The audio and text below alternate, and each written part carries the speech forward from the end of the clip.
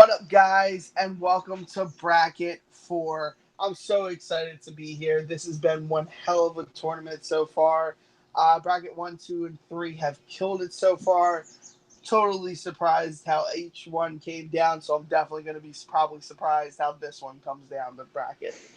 So let's go ahead and go over the rules, and then we'll introduce the players, introduce the judges, and get into this match. So again, you're hearing it probably for the fourth time. This is nerd fights, so this is a different kind of beast. We got four main rounds. They go 90 seconds, 5 minutes, and 60 seconds. 90-second opener, 5-minute debate, 60 seconds. And then when we get to the speed round, I'll explain that later. So we're going to go ahead and go into the 1-minute extenders. They get them in the opening, closing. No more debates, no helping your opponent out any longer. Next rule, brand new rule 2, nerd fights, the timeout rule. Again, so this is how it goes down. If I feel, since I am the lead judge, that you are over talking each other, we're going to go ahead and say time. The time's going to continue, but you need to stop speaking for 10 seconds. Judges, as always, keep it to 20 to 30 seconds. Tell me who wins. Tell me a little bit why they win, and we'll move on. And, of course, I am not here by myself. I have some amazing judges on the desk. Let me introduce them real quick. I'm going to go to my timekeeper for the night. Joe, tell me, are you excited to be in Bracket 4 and judging this thing? How you feeling, man? I am always excited to be a part of Nerd Fights. It is an amazing league, an amazing tournament. We have two great competitors, and I'm excited to see them duke it out in this. Awesome, Joe. As always, it's great to have you in here as one of the rosters for the judging. Next up, man, I haven't judged with you in a little bit, but this is exciting. We have Ryan, man. Are you excited to be a part of this or what? This is exciting, man. Oh, you gotta be kidding me. Of course, I'm excited to be a part of this. I mean, general movies is one thing. When we get to like the real nitty-gritty stuff here, and I've seen some of the nerd fights so far, so I am really excited to see how this bracket's gonna go down, especially with these two competitors. Exactly. I'm the same. So let's not waste some time. Let's have them battle it out. It's nerd fights. Let's get it on. First category, kaiju. And the question on the table is best King Kong film. Now, we're going to go to Matt first. Matt, 90 seconds on the clock. Tell us what film you got and why it's the best King Kong film. Okay, so for best King Kong film, I went with the original classic from 1933. Reasons why I think it is the best King Kong film.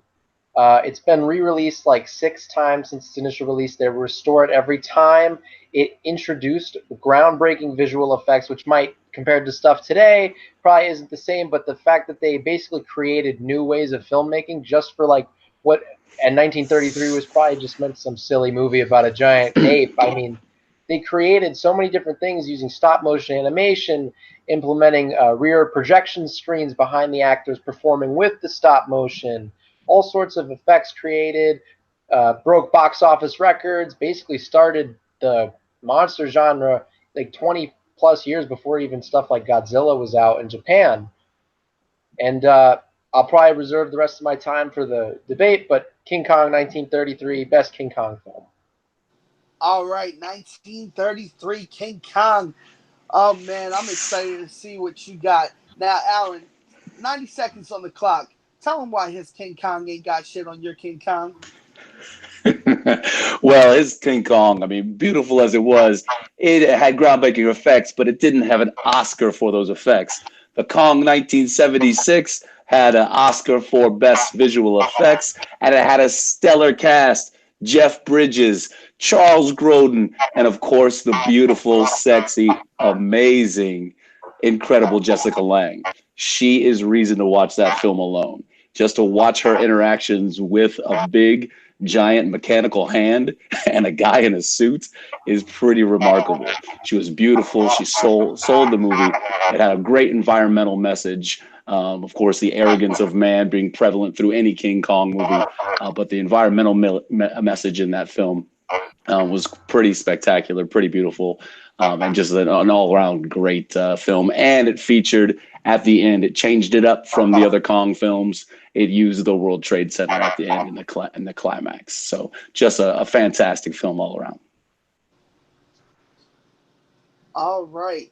We got 33 versus 76. What's that? 43 years difference? This is going to be an interesting battle. Guys, 5 minutes on the clock when you guys start talking. Tell us, which King Kong is better out of the 43 years difference?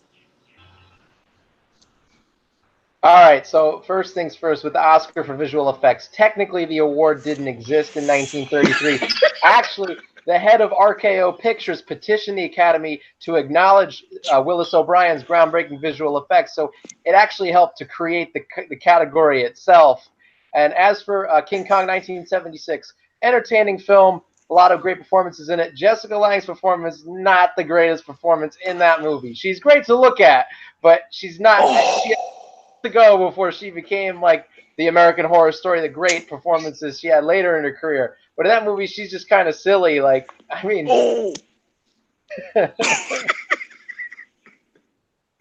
I'm trying to mute myself. I'm trying to give you the. Come on, man. She was beautiful, incredible, and it paved the way for all her amazing performances. She was incredible. Her reactions to her subtlety, and then her ability to be subtle and then be outlandish and ridiculously huge and cheesy and campy was a masterful thing. To switch back and forth between the two, incredible. And the chemistry between her and Jeff Bridges, outstanding. It was as animalistic as Kong was. It was pretty beautiful to watch. And of course, you could see why Kong was so obsessed with her because of her sensuality, her raw sensuality. Just his finger stripping her away was absolutely incredible. And to see her ecstasy in that moment, you got to be a good actor to be able to pull that off. That's the thing. With like that 1970s, a lot of those weird movies in the 1970s, like, do we really need to see a giant gorilla like stripping a woman's clothes off? There's some weird stuff in that movie.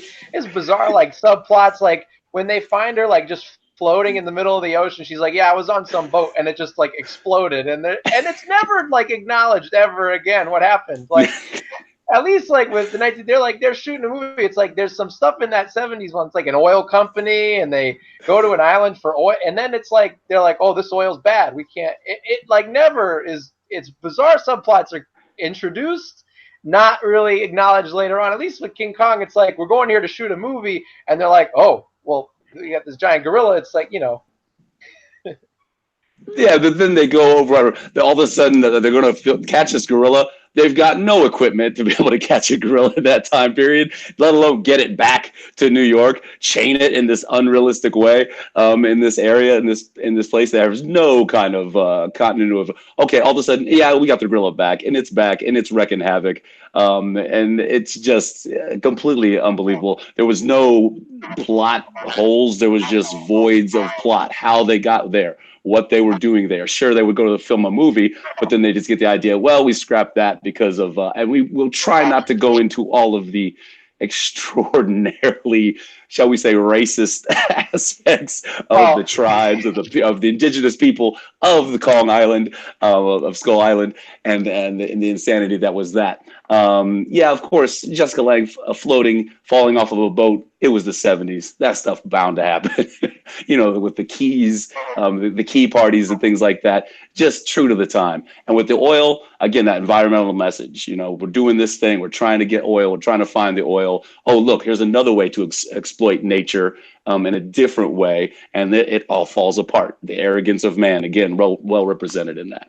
Well, see, that's the thing with the 1933 one. Like, the whole thing is they're there to shoot a movie. They don't just change. It's the director, Carl Denham. It's like we kind of see, we have that character in that movie of the guy who's like, so he doesn't care about really making the movie. He cares about like making money and being famous. And then he's motivated, just gets the dollar signs in his eyes when he sees Kong. It's just the greed of man bringing it back to America to, you know, to make money and to put on a show and stuff. And yeah, there's the racist stuff, but there's plenty of really classic old movies that have stuff like that in them. I mean, it's hard to. 1 minute. Like, I'm not saying it's a good thing, but I mean, in the 1970s one, you kind of don't have that character, that Carl Denham character to latch onto of like this really evil character. Like the villain in that 1970s, he's not the same. It's like you don't have that great line at the end and stuff like that. I mean, you have Jeff Bridges is good as like that kind of that you know, that hero that, the guy who loves the animals, and he's like kind of like this hippie. He's Jeff Bridges. He's playing himself essentially. And but I mean, the 1933 one, you have the greed of man, the beauty killed the beast and stuff, and it's just this classic movie. It doesn't have all these bizarre subplots and stuff like that. It was just a simple movie that was basically just a monster movie that it ended up blowing up bigger than they probably ever thought it ever would. And like the fact that it's even been remade so many times, and to this day is still pretty much considered to be one of the best, if not the best, monster movie of all time. Time. All right, guys. We're going to go into the closings. This has been an interesting thing so far. Very civil, I'll give you that. Matt, we started with you. We're going to go ahead and let you begin. Closing, 60 seconds. Tell us why 1933 King Kong is better than 1976 King Kong. Okay. Like I said, the 1933 King Kong, while just initially meant as just to be some silly monster movie, introduced all of these groundbreaking visual effects using stop-motion animation, putting projector screens into the actual scenes they're shooting so it looks like the actors are interacting with the stop-motion animation. Multiple uses of camera tricks and stuff like that. Also, it basically it led to the creation of the Best Visual Effects Academy Award, whereas the 1976 one, while winning and it has good visual effects, is still kind of like a cheesy 70s movie. Jessica Lange's performance isn't that good, and I don't really remember as much. There's not as many memorable scenes from that one as I really remember from the 1933 original, which to this day most people will regard as probably the one that started it all and might still be the greatest monster film that never really has been achieved in any spin-offs or remakes or other monster movies themselves. And time, I'll call time. Yep, time. That is time. All right, getting it right to the minute. All right, we're gonna go over to Allen. Allen, please tell us why 1976 King Kong is better than the 1933 King Kong. With your 60-second close as soon as you start talking, good sir. All right, 76 King Kong had the dual themes of environmentalism, man's arrogance. There was a great foil between two strong actors. There weren't that many strong actors in the 33. Carl Denman was a memorable character, but he had no foil. Charles Grodin, Jeff Bridges, wonderful foil for one another, one representing the greed and the corporation, the other representing more of the hippie and environmental aspect, and they had a good back and forth. The lines weren't as memorable, but the passions, the intensity of the acting is very memorable. I remember very, very specifically those two battling each other out acting one another. The visual effects, you had an Oscar winning for that. Rick Baker, of course, a world-renowned visual effects guy working on the gorilla suit. It was the first really Kong movie actually kaiju movie outside of Japan to do the man in suits kind of thing, worthy of an Oscar. A lot of films previously American made were very cheesy and didn't get that. All right, time. All right. I'm thankful that I don't got to be the first one to judge this one. Thank God. Let's go ahead and go over to Joe. Joe, how you feeling about this match? Make some sense of it for me, man. Where are you leaving? Both came out strong. Both had really good things about why they thought theirs was a great movie, and they both had good points. But in the end, I heard just a little bit more from Matt about what his did with the whole, how it was what kind of, brought the innovation of the special effects and brought the Oscar into coming, and how it's the original that got remade so many times. So that also had it going for him. And he also brought up the memorable characters and scenes. So with that, I'm going to have to go with Matt for my vote. All right, Matt's got one vote. Ryan, I'm coming to you next, man. Make some sense of this. Where are we leaning?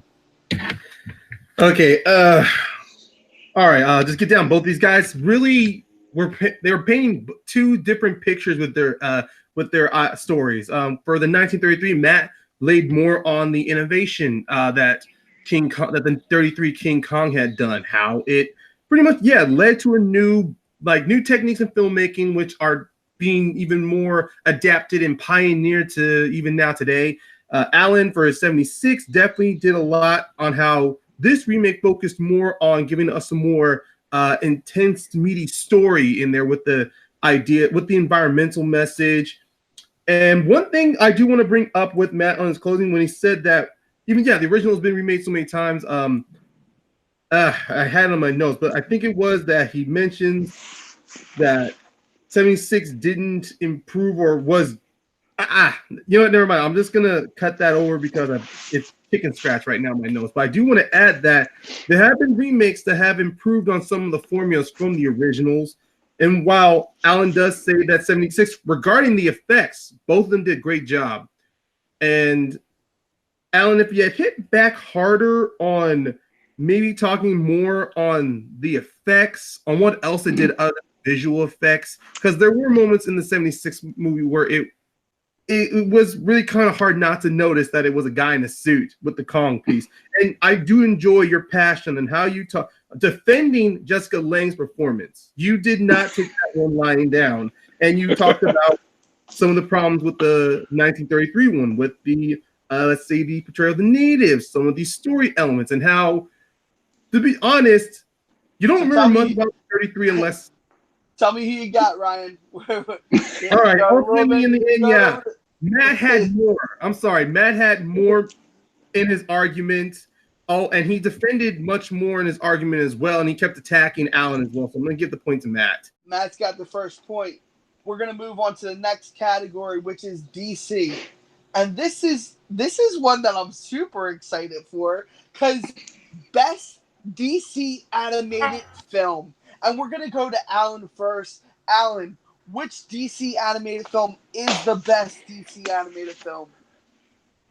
Well, I chose Justice League: The New Frontier, based off of Darwin Cook's amazing graphic novel. The artwork mimics, it's really the first in the animated DC films that took a direct animated style from the actual artwork. And it's spectacular and beautiful, absolutely incredible looking from start to finish. The story is your Justice League origin story without retelling a story that we've heard a million times, set in this wonderful 1940s period piece, World War II. Just absolutely incredible, and a nice original story from a lot of the other, again, Justice League origin stories that we've already heard and know. The voice cast, amazing. You've got Agent Cooper, Kyle MacLachlan as Superman. You've got Lucy Lawless as Wonder Woman. You've got Neil Patrick Harris as the Flash, and a host of others.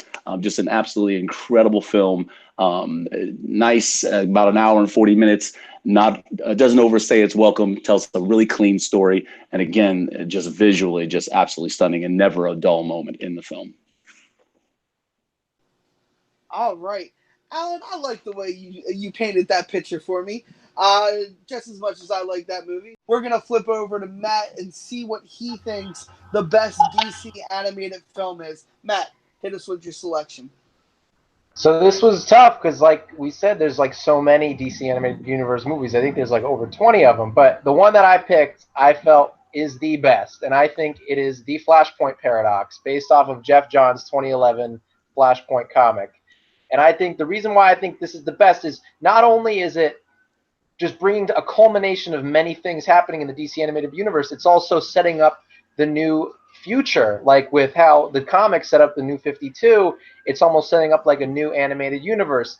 Voice cast, awesome, just as great. Nathan Fillion is Green Lantern. Kevin Conroy, of course, is Batman. Michael B. Jordan, even as the voice of Cyborg. Dana Delaney, even coming back from the Superman animated series to voice Lois Lane. I think overall, it's a very weird plot. The time travel, crazy stuff happens in the Flashpoint Paradox, and I think it's just so awesome that I think it is the best DC Animated Universe film. All right. So we have Justice League: The New Frontier versus the Flashpoint Paradox. I'm really excited to see what you guys got, because definitely neither one of these were my best pick for DC animated film. So as the writer of these questions, I have a certain idea of what my favorite is, and then I'm always liking to see what the argument is. So let's get into that argument. Debate round, 5 minutes. Tell us why your version is the best version. Am I jumping in first?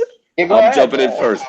I'll go ahead with just the simple fact that Flashpoint Paradox looks like every other generic anime style for the animated films, almost every other one of them. Does nothing innovative, nothing groundbreaking. New Frontier mimics the actual artwork of Darwin Cook and is just absolutely beautiful. It's original in that regard and just a wonder to look at. Flashpoint Paradox, it looked just like all the rest of them, and nothing really to say about a unique visual style. I disagree. I feel like it has its own. I think it has a nice visual flair to it. I feel like I remember a lot of the stuff that goes on in it. I feel like though mostly I'm ready to hear to the story. I feel like just the story of Flashpoint Paradox I just find more interesting than the story of the New Frontier. While kind of fascinating is the concept of like that unseen entity like trying to incite or like the violence of man. I just feel like the concept of traveling back in time and having repercussions affect not just your future, but the future of the entire DC universe. Like, I mean, it just gets so crazy. Like, everybody's getting killed, and Aquaman and Wonder Woman are like trying to take over the world, essentially. Like, crazy stuff just goes on in Flashpoint Paradox. It's just so awesome, and it's like Barry Allen thinks the whole time it's Zoom, and it's like, turns out, dude, this is all your fucking fault. Yeah, which is a storyline that in a lot of other comics that time travel is the reason for or the quick fix.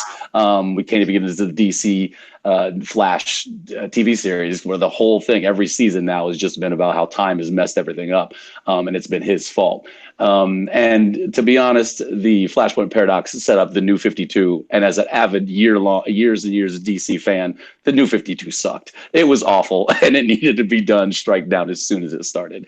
New Frontier was just that, a new frontier in the way that those age-old stories were told, and in that visual style, much more unique. You cannot see another DC animated film that looks like New Frontier. Flashpoint, it's a little unique style in a couple different cells and the way they were drawn, but the actual style, the character designs are all the same from all of the other animated films.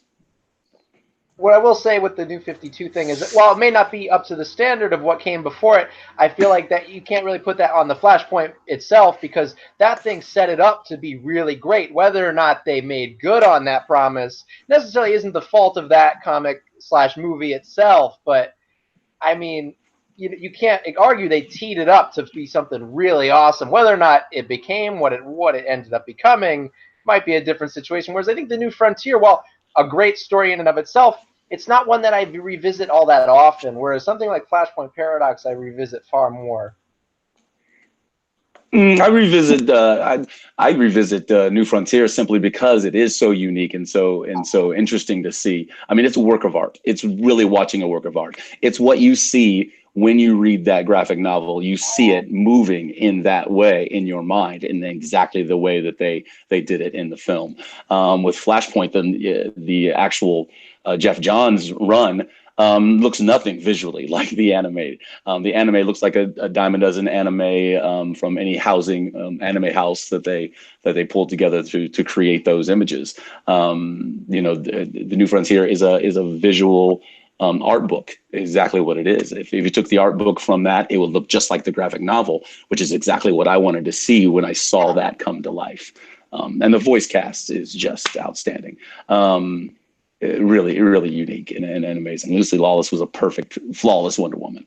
Her grit and her voice matched Wonder Woman, and I'd never seen a Wonder Woman match until Gal Gadot, luckily, got pulled that through. Well, since the Flashpoint comic, yeah, visually the comic itself not the greatest visually, but you can understand like when they made the movie, since they're not working off a whole lot, what they did with what they were basically working off of, I feel like they did a pretty good job at creating a really fascinating, good to look at animated film. Well, maybe not like it doesn't have to stand out among all the rest, but the story is really what's most important and what I think makes it better than the New Frontier is the story is so memorable and crazy. Whether or not it visually looks good is one thing, and I mean the voice cast is so great too. But as the New Frontier, while a great story, I just don't think it matches up to the stakes. I feel like there's higher stakes in Flashpoint Paradox. It has more long-term effects. Whether or not it makes good on it in the future is one thing, but I feel like Flashpoint Paradox overall is a Time, my friend. Time. All right. Woo. Oh man, Justice League: The New Frontier, the Flashpoint Paradox. Man, you guys got me all over the place. We're gonna go to Alan for his closing argument. Alan, you got 60 seconds on the clock. Tell us why Justice League Frontier, The New Frontier, is better than Flashpoint Paradox. It's better because it's a unique visual style. It's its own film. It doesn't have any borrow anything from other animated DC films previously visually. It tells a complete story. It tells a story of characters that you know and you love, and you want to see how they met, why it was important for this team to get together to save America. A truly iconic kind of storytelling, and the story is beautiful in that sense, because you get that you rally behind this team of heroes that you love to save America, to save the world, and told again in that beautiful visual style that only could be matched from the original artwork, not some random Japanese anime style. A unique, beautiful visual style to tell a story, an iconic story, based off characters that you know and love. And that's time. All right. We're going to go over to Matt. Matt, tell us why Flashpoint Paradox is better than the Justice League New Frontier. You got 60 seconds on the clock, good sir. Flashpoint Paradox is better than the New Frontier for many reasons. While not visually better or not visually unique in a way that the New Frontier might possibly be, it tells, I feel like, a better story. It also is a complete story. It's a more personal story, and it's like, while previous just DC movies and stuff have dealt with the concept of time travel, this is like the first time where the repercussions of time travel really stand out. And while setting up a new universe, a new series, it's a very good Flash story. It has a lot of characters you love. It has different aspects of characters you know and love, like Aquaman and Wonder Woman are not good people in this movie. And it is interesting to watch. And it is fascinating. You actually know a lot more about Batman's father. Thomas Wayne is one of those characters that you always want to know more about and you never get to because for obvious reasons. So it's like a fascinating aspect of character that's not usually seen in comics or in animated form. And I think Flashpoint Paradox overall is time, my friend. Time. That is time. All right. So I'm going to go over to Ryan first. Ryan, make some sense. Tell me who got this point and why they got the point. Okay, first off, you guys did a great job really going hard in on the visuals of both of these movies, setting how they're tied to each of those films. But the thing was, you guys kept making a lot of talk back to the comics. And if I'm correct, this topic is best DC animated movie. Am I right? Well, even so, you guys didn't do much. I mean, Matt's getting the point because he spent more time talking about the story. He talked about how the focus of the story, and it's a personal journey for Barry Allen to understand that time travel, even if it's for a noble reason, has consequences. And Alan, I wanted to hear more from you about the New Frontier, but when you kept talking more about how it's tied to the comic, how it has a voice cast, I really would have loved to have heard or have you bring up examples on how the voice cast elevates the movie, but everything kept coming down back to the visual style debate. So Matt does get the point because he did focus more on talking about the story. All right, thank you, Ryan, for that. And this is why we have three judges, because I completely disagree with Ryan. I do feel that Alan spoke more about why it made a better all-around story. How the era of World War II, and it was this unique take on what was DC at the time. When you got DC, you get a generic film, animated wise, like Flashpoint. When it came to him talking about the story and the voice cast and how, you know, why am I blanking on her name? Yep, the person playing Wonder Woman. There you go. I can't remember her name, but Lucy Lawless. There you go. I remembered it now because he told me. Because Lucy Lawless kind of added this gravitas to the character, and it was perfect. You can go over it and to a lot of the other cast, but he really brought into why this story kind of spoke to me and brought it in. So we are going to have to go to Joe. And Joe, tell me where you're leaning on this. My point is going to Allen. He brought up a good thing. He brought up a lot of points, especially about, I think what hit the hardest and what really sold it for me was he attacked how Flashpoint Paradox had a very generic art style and was very generic. And Matt really never hit back on how it's a generically looking. He said, but it has a really good story. And to me, he was attacking an argument that really wasn't being brought up by Allen. And for that, and Allen was able to counteract the arguments that we're bringing up, as well as having an argument that never was really countered. So Allen's getting my point on this one. All right. It is now 1-1, guys. This is a burner. This is going to be a good match. And we're going into the next category, which is fantasy. This is probably something that hasn't been dealt too much in the movie Battlegrounds or anything, because we're going beyond. We're going beyond just movies, guys. And the question is for fantasy, what is the best book in the Middle Earth series? And we're going to go and swing over to Matt first. Matt, tell us what book you got for Middle Earth. All right, so this is a tough question because none of them are bad books, and they're all really fantastic. But the one that I feel is the best book is probably going to be The Fellowship. I feel like in The Fellowship of the Ring, even in a time before many of these kind of fantasy novels really existed, there were some at the time, but I feel like this was the first one that set up a story that really had this great thing ahead of it. Like, you're building this universe, even expanding upon it, introducing all these wonderful, rich characters in this fascinating plot of, it's basically good versus evil, but there's so many things in it. There's greed. There's characters that are wonderful, like Frodo, Aragorn, Gandalf, of course, the best character, and then just many things. And The Fellowship of the Ring, I feel, is probably the most complete novel in the entire saga. While it is part one of an overall story, I feel like it doesn't end on like a cliffhanger. It ends on a note that, while it is expanding and going forward, I feel like it is telling its own story in and of itself. And that is why I feel The Fellowship of the Ring is the best novel in the Middle Earth saga. I'll reserve the rest of my time for debate. All right. So we got The Fellowship of the Ring on the table. Alan, with your 90 seconds, what is the best book in the Middle Earth series?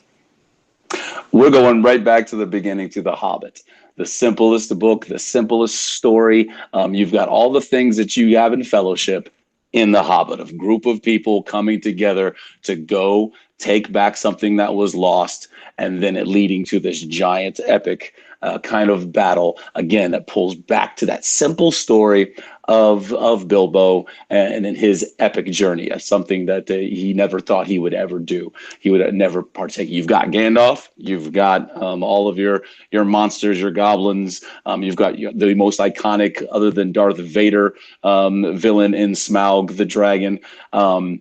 And you've got a simple story. There's no epic long history of the actual realms in these things. It's a simple story told in a very simple, not dumbed down, but simple way that a child could understand, a child could pick up and read and enjoy that world, living in that world. It was just as complete without having all of the history and all of those things of all of the families and all of the ring ownerships and the legacies of all of the different of men, of dwarves, of hobbits, of all of that. Just a kind of simple story that told an epic journey in a way that's easily accessible to everyone. And I'll use that time. All right. I like this debate so far because you guys are nice and civil, and we have way too much toxicity in our lives. So we have a 5-minute debate, guys. 5 minutes starts when you guys start talking. Tell us why The Hobbit's better, or tell us why The Fellowship of the Ring is better. Let's go. After you, sir. The thing with The Hobbit is, yeah, yes, it is a simple story. It doesn't have that rich history and it's like you're saying, it doesn't have the rich history and all the depth. The Hobbit is a simple book about dwarves, the dragon, some treasure, taking back the mountain. But it's just not as it's not something I would want to revisit as much as I would the Middle Earth Saga. Whereas with the Fellowship of the Ring, introduces all these great characters on this even more epic journey. It's like it's bigger than the Hobbit. It's setting something up children could pick up, but that's kind of what makes it great. Is this is in a time where adults didn't really have fantasy novels to read, and the Hobbit was obviously for children. But then he's like, here's this book. If the Hobbit is not something you like, you might enjoy this. And it just takes what the Hobbit did that was really great and makes it even broader and greater. And if there's anything in the Hobbit you were like, I wish I knew more about that. In the Fellowship of the Ring, he's like, this is where it is. Like, there's way more stuff going on here. A Fellowship kind of prequelizes the Hobbit story. It over-explains, which is a problem with a lot of prequels, is it over-explains a story that already takes you on that journey. The Hobbit, all of those characters, you've got an amazing group of characters. Thorin is an amazing character, and of course Smaug, and then Gollum. I mean, Gollum exists because of the Hobbit, and you're discovering these things with them. You don't need the epic long history lesson because you're learning about that on the journey, which is kind of incredible in a simple children's story that goes into that much detail, just enough that you're making these discoveries with the characters, which when I'm reading a book, I always go back to one that puts me back in that place and can do so by taking me on the journey with the character and not giving me lists of, well, this happened before and it was really cool, but you're not going to worry about that. You're going to worry about this instead.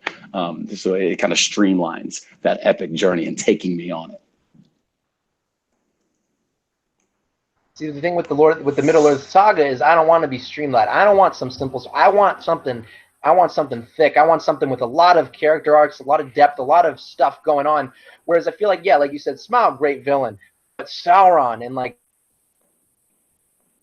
the thing it's setting up about this evil thing who's just essentially, he's not really like a physical being anymore. He's just this. His presence is saga, and it starts out in that first Fellowship novel. While it's like this ring is just so important, and it's like it's on the shoulders of this hobbit who was totally content just hanging out in the Shire, and then he realizes he's meant for something more. Like he didn't know, he didn't think of anything. He's just like, you have a purpose now, and your purpose is not just for your benefit but for the benefit of everybody in Middle Earth and the entire world. And then you get at the beginning of a long adventure with all of these rich characters, and it culminates at the end of the novel with the breaking of the Fellowship in a tragedy, but it leads it into so much more in the future. Which the downer ending could be good in some cases, but the Hobbit wraps up, just as an epic important. There's this raging battle that is for the fate of all different species in this world, in Middle Earth, but ends upon, look, there can be some agreements within all of these things. It touches upon those themes of greed, those themes of fellowship. Oh, is that time? Oh, I thought you said, okay. Touches on those themes of 1 minute, I said. Okay, and touches on those themes of fellowship within a story that's, again, more accessible.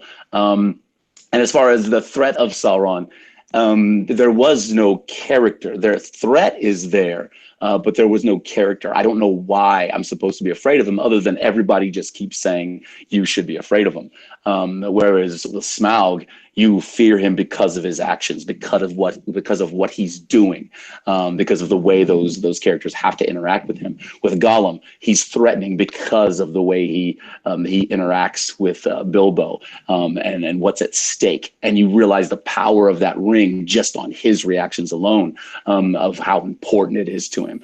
And you can see the effects it kind of has a little bit on Bilbo and taking this seemingly unopposing person. Boom, out of time. Time. All right. Whew. All right. So this is yet again an amazing battle so far, guys. And we're gonna go into the closing. Matt, 60 seconds on the clock. When you start talking, tell us why The Fellowship of the Ring is the best book in the Middle Earth series.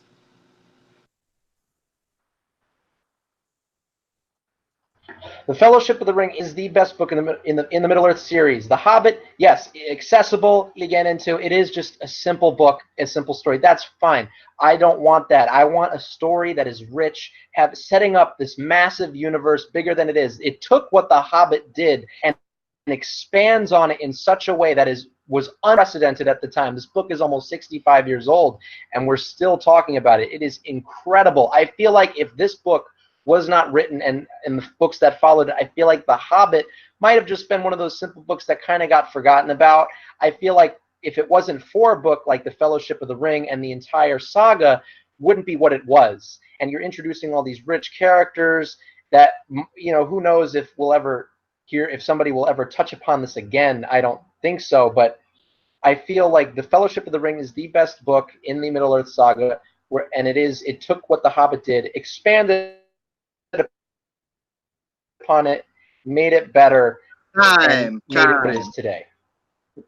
All right. Going over to Alan. Alan, close it up for us, man. Why is The Hobbit the best book in the series?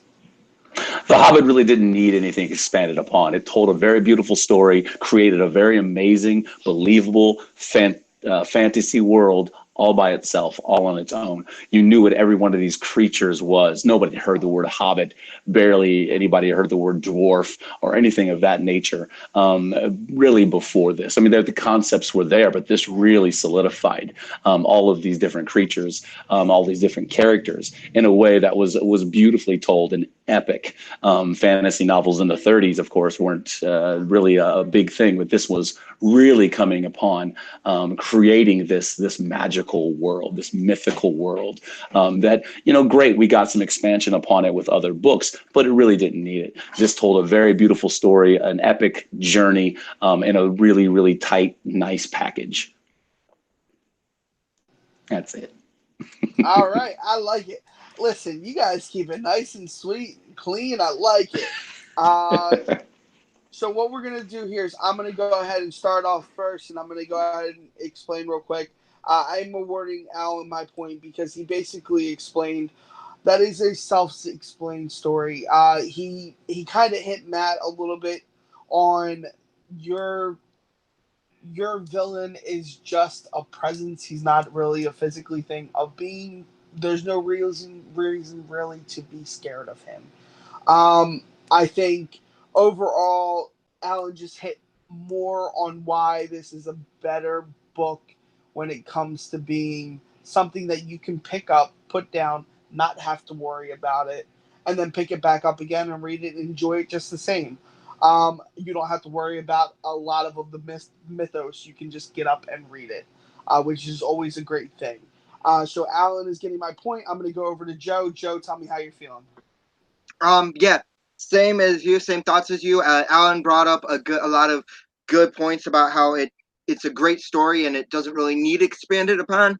While Matt did brought it good about how it expands the world, his argument was more about how the Fellowship really expanded and introduces it to you. But that really didn't sell it on why it was a better book. But Alan was able to bring up the story and the fear of it and just how it's a very nice introduction and it's just something easily to pick up, and that's why Alan is getting my point. All right, Alan does have 2 points now, and we're gonna go into question number 4. Now, this question is a chance for Matt to take this to the speed round and battle on the speed round battleground, or for Alan to go ahead and get his 3rd point in his victory. So we're going to the category of Marvel. And the question is, guys, this is a fun question because it's you having to bring up some comic lore, you having to bring up some maybe TV series, some movies, some animated TV series. We're gonna go into it. Which non-Omega mutant would you most be afraid to lose control? And we're gonna go to Alan first. Alan, tell me which mutant you're afraid of. I am definitely afraid of Polaris from the X-Men. She, much like Magneto, were rumored to be the daughter of Magneto. While Magneto can control metal, Polaris can control magnetic fields. So she can control magnetic fields of the entire Earth. The reason she's not an Omega, I'm not sure, because that also deals with gravity. And if she loses control, theoretically, she could destroy the world by having it collapse upon itself by messing with the gravitational fields of the planet. And that is terrifying for the world to implode upon itself. Even if she doesn't reach that level, she's still in control of the magnetic fields, which can switch everything around. We're talking about the tides in the ocean, the nature of the ocean currents, the wind, the wind patterns of the entire planet. Again, she can. We're talking about gravitational fields, magnetic fields of the planet. If she loses control, she loses control of those. And that wipes out life on Earth as we know it. Enough said. Oh, all right. All right. I love it. I love it. I love the passion. All right, Matt, you're up, man. Tell me which non-Omega mutant you're afraid of. All right, so the non-Omega most afraid of Wolverine. He already has significant problems controlling rage. I feel like if he couldn't control it at all, I feel like I would not want to be anywhere near this guy. First of all, he has a healing factor, so he basically can't be killed unless you have some sort of special thing to do so. Second of all, he has essential, like, he could smell you because he's got like those weird animal instincts and stuff like that. And then he's got the claws, obviously, but he's like he's essentially like if you had a smart tiger like chasing you and has enhanced rage beyond anybody's control. So I think Wolverine is the one that I'd be most afraid of. All And I'll right. reserve the rest of my time. Gotcha. Okay, so we're going to go into the debate. And now it's Polaris versus Wolverine. And tell us, guys, in this 5-minute debate, why are these two the most that you should be afraid of, and which should you be afraid of more? All right, I'm going to jump in here, Matt, only because, I mean, come on, Wolverine, yeah, he gets mad, but he's got a radius. You know, he can only run so far before he can be put down as far as physically, and he's got knives. You know, it's like Chris Rock said, if 100 people got stabbed in a room, 97 people deserve to die because you can run. You can get away from him. Even if he chases you. Polaris, you can't run. If she decides the magnetism in the world, all of a sudden everything gets lifted up, every piece of metal gets lifted up and then slammed to the ground, or if she decides with the gravitational pull of the earth to hold everything down, there is no escape from that. Well, there is no escape from that technically, but I mean that the concept of her using her powers to do something to that magnitude would have a lot of stress on her own physical presence and even her mind. So she might actually kill herself before she's even able to successfully pull that off. Whereas Wolverine, yes, 97, you can essentially run away from him, but he's pretty fast and I mean, he'll find you. You can get far, but he'll get on his motorcycle, he'll track you down. If he really wants to come after you, he will find you. True, but another magnetism mutants can just hold him to the ground. Magneto could just say, "You're not going anywhere." Stick him to the ground, and that's it. Or somebody who's a telekinetic can lift him up in the air, and he's just spinning in circles. He really isn't much of a threat after that. If you suspend him or pin him to the ground, he's pretty much done. Well, that's inherent on if you have those abilities. If you don't have those abilities, so it's like there's only like yes, a select people are able to stop him, but for the most, I'm not saying he's a danger to like everybody, but there's a good chunk of people on the planet that like he could easily go through if he really wanted to. Like, yeah, certain ones he can't, but he'll find a way. He's beaten some people in the past that have been more powerful, if not had ways of stopping him. Like Polaris, True, though, on the other but hand, like I feel like to just like to manipulate the whole entire that's way too much power for her. I don't think she's that powerful without like overexerting herself and like probably like turning herself and exploding. Well, even if she did kill herself before she wrecked the whole planet, she could wreck a town, a country, a hemisphere before maybe her body couldn't handle, her mind couldn't handle what was happening. If she truly loses control, we're talking about thousands of people, millions of people dying, rather than a few dozen. If Wolverine loses control before he gets stopped, and whatever stops him. He's Wolverine. Nothing stops him. He'll find a way. He always manages to find that way. He's got that healing factor. So unless you have adamantium bullets lying around, which aren't necessarily the most common thing ever, you might not be able to stop him. And it's just he'll track you down. He's got that sniff you out if you're hiding in a garbage can or something. He's got that animal instincts. He's got that. He's unstoppable, man. He's Wolverine. I'm going on a boat. He can't swim. He's gonna sink. He's Canadian. They know how to swim. So I won't go to the snow.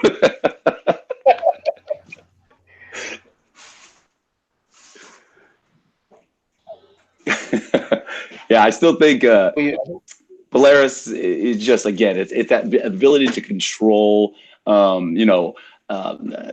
magnetism fields, electric fields of the earth. That's way more powerful than having a healing factor and being able to stab or track somebody down, having heightened senses. If I'm stuck in an escape room with one of them, I'd rather be stuck in an escape room with Polaris, sure, because she can maybe press the walls and get me out of there. But Wolverine can be stopped, and he can't take out cities or countries or hemispheres of the planet the way that Polaris can. Again, I still think that the force of that, the concept of that power might be too much for her. I don't know if we've ever seen her destroy something to that size without causing significant damage to herself first. Whereas with Wolverine, yes, he's limited as to his range and his certain abilities, but he's got drive, he's got perseverance, and he will not give up, even if it kills him. He will make sure he's going. He doesn't have drive if he's out of control. If he's out of control, he's got no drive. He's got no instinct. As soon as you get out of his sight line, he's not going to worry about you because he's out of control. He's crazy. Exactly. That's what makes him so scary. Is he's crazy. Yeah, but I can get away from him. I can't get away from exploding half the planet. Can't escape that. And that's, to me, more scary, more frightening. Time. All right. All right, guys. This was, if anything, a very lukewarm battle. So we're going to go over to the closings now. And Allen, we're going to hit you up first. 60 seconds on the clock. Tell us why Polaris is definitely more scarier than Wolverine if she loses her powers, if she loses control. If she loses control, she has the ability to wreck the world or to destroy a city, a country, a hemisphere, or an entire planet. And to me, that is far more devastating, far more terrifying, because I cannot escape that. I can escape somebody who's has a limited range of threat or of harm. But somebody with an unlimited range of harm, that to me is the most terrifying. And I don't want any part of that. And that's my time. All right. Going over to Matt as soon as Joe tells me he's good. You good, Joe? Cool. Matt, 60 seconds on the clock. Tell us why Wolverine is more scary than Polaris if they were to lose control. Yes, again, Wolverine, limited in his range and his abilities, but at the same time, he is a living slasher movie if he has no control. He's got knives on his hands. He will slice you up. That is far more scary as an immediate concept than the concept of destroying the whole world. I feel like if that's the case, I feel like in the X-Men universe, they have spaceships. Everybody can go into space. It'll be okay. The world will adapt to the non-magnetic field situation. I feel like with Wolverine, though, it's literally like if a slasher movie was just coming after you constantly. And I'm going to reserve the rest of my time. Well, I'm just going to close it here because I don't think there's anything more I can say. All right. So I'm going to go ahead and if both competitors can just mute their mics real quick, and then we'll go and get the judges' decisions here real quick. I'm going to go back to the top. Joe, make some sense of this, man. Polaris, Wolverine. Which would you be more scared of? So at first, the logical thing when you're thinking about this is Wolverine. Obviously, he's scary. He's got the claws. But Alan painted a better picture for why I should be afraid with the fact how if she's out of control, she has this unlimited range of what she can do with her powers, with the magnetic field of being able to hurt. And I think Alan also did a good thing if he's just like Wolverine has that limited range, and if he's out of control and is going wild, you might not even be the target. You just have to outrun someone else. You can do that, so for that reason, I'm going with Alan for this one.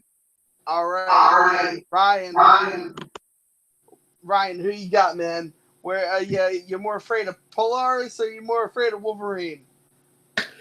I'm just gonna be honest. You guys were painting a good story of these characters. Alan, you were giving us the idea of an atomic warhead, and Matt, you were giving us of a nuke of a heat-seeking rocket. You know, one has potential to do mass damage, while one feels more narrow and singular. But Alan, that was your main argument. Yeah, Polaris, she's unlimited in her abilities. She can affect the plan more, which is truly terrifying. But there are more mutants that are non-Omega just like her. But I'm just gonna go with Matt because Matt came down to Wolverine may be limited, but he has enhanced senses. He has regenerative abilities. The metal encasing on him makes him indestructible at times. And he did say Wolverine has survived more powerful mutants that are more powerful than him. If you guys had brought up more examples of how scary they are, I mean, Matt, you could have brought up like the Old Man Logan story. You could have brought up Wolverine's past to show how scary he is.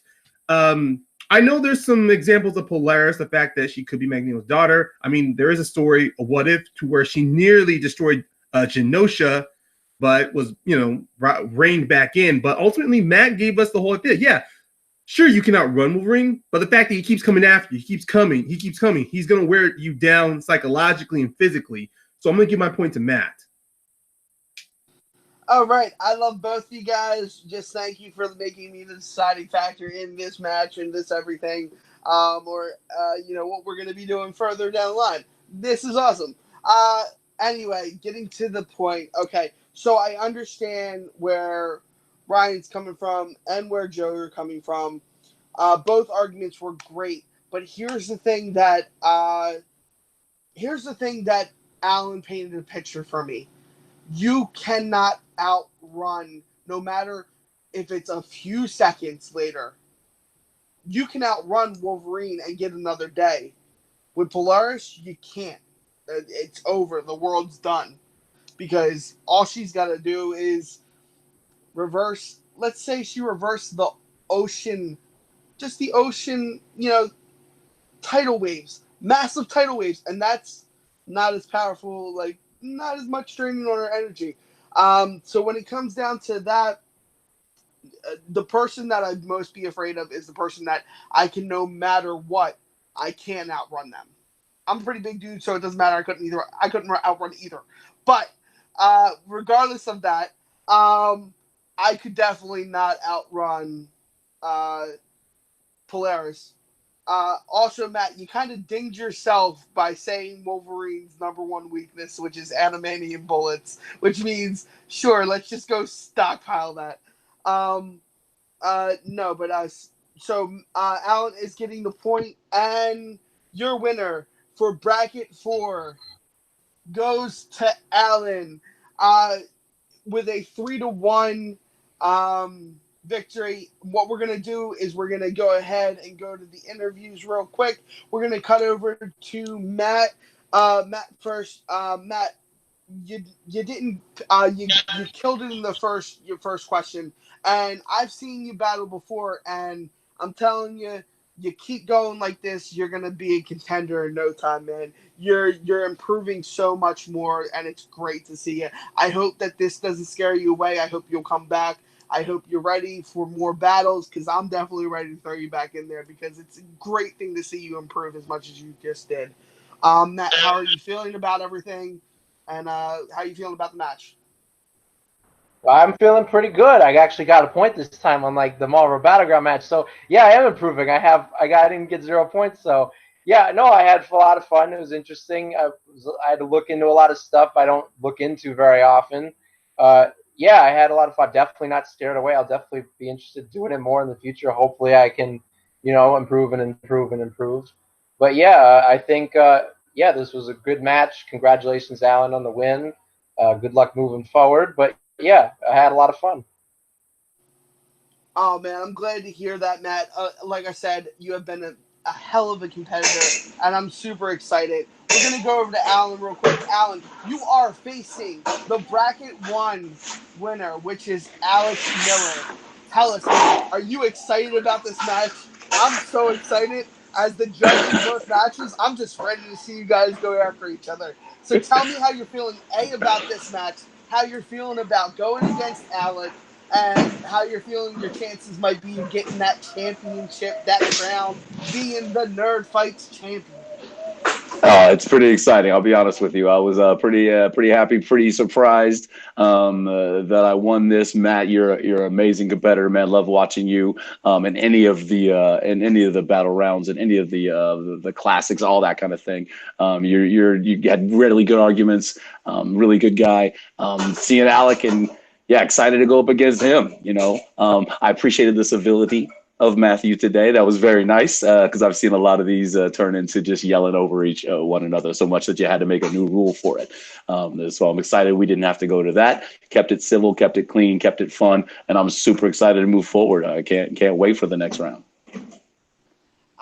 You are a gentleman and a scholar, good sir. I'm going to go ahead and go to my judges real quick. Joe, tell me how you're feeling about this match, man. How are you feeling about Nerd Fights in general? This is the last match before we move into the semifinals. So how are you feeling about this right now? I am feeling awesome. We have a great crop of competitors. I think Alec and Alan going against each other in the semifinals is going to be one to watch out. But that's going to be a barn burner. This match was amazing. We have two great competitors. This league is shaping up to be amazing, and I can't wait to see the future of it going forward and what the tournament holds for all of us. Man, my sentiments exactly. And Mr. Ryan Payne coming in to judge. Now, Ryan, I'm super excited for you to actually enter into the roster because we have you down on the roster. So, what are some some words you have for future competitors? How do you feel about this match? Where do you see yourself going? Do you see yourself chasing a belt? I don't know. I'm gonna pass it over to you right now. Ryan, how you feel, man? Well, I mean, to jump off, of course, I do see myself going for a belt. But I have to say this, you guys, Matt, Allen, I swear, listening to you guys argue, just listening to this match reminded me of some of my matches to where, you're so laser focused into the argument and, of course, the worry of the time constrictions. Of course, no idea when that 1 minute warning is going to come out to where you feel like you want to get everything out there. But you guys did a good job. You guys did stay on focus and you stayed on point to what you wanted to argue about. And I swear, if we just had a few more minutes, I swear this could have been a whole different match in general. But I do congratulate you guys. I mean, Alan, you got the victory. Well done, Matt. I do look forward to seeing you in more matches. Maybe, hopefully, in the future, we might play each other. And maybe, I don't know. One thing for sure I know about this, at least in the Nerds division, the Nerds tournament, I'm going to need to brush up on a lot of literary stuff if I want to argue to the extent these guys did. Because if I'm going off of just comics, movies, and TV, that's not enough. I need to start going. I need to dust off my library card, or start getting an doing audio books, getting an iPad or a Noodle or a Kindle, something to help me with at least reading wise. Because this is going to it's going to throw my brain into a blender. Well, that's what we want. We want brains to be in blenders because at Nerd Fights, this is not just about movies, not just about TV shows, not just about comics. It's about everything that is involved in nerdom culture. And I'm so excited. I'm so ready for everybody to see these matches and just go off and be crazy and want to join the leagues. And we're so ready for it. So, again, from Allen, from Matt, from Joe, from Ryan, from myself, Doug Castle, the commissioner of Nerd Fights. We'll see you next time. And remember, fight on.